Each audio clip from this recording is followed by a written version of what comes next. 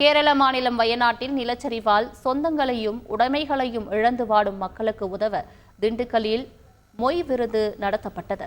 திண்டுக்கல்லை சேர்ந்த Mujib biryani, Dindigul hotel association மற்றும் Dindigul rotary சங்கம் இணைந்து இந்த பிரியாணி மொய் விருந்தை நடத்தியது.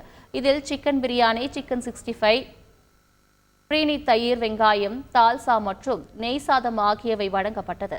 அங்கு சாப்பிட வந்தவர்கள் சாப்பிட்டு முடித்த பின் இலைக்கு அடியில் தங்களால் முடிந்த அளவு பணத்தை மொய்யாக வைத்துவிட்டு சென்றனர். இந்த மொய் விருந்து மூலம் கிடைக்கப்பெற்ற பணம் வயநாடு மக்களுக்கு அனுப்பப்படும் என அறிவிக்கப்பட்டுள்ளது.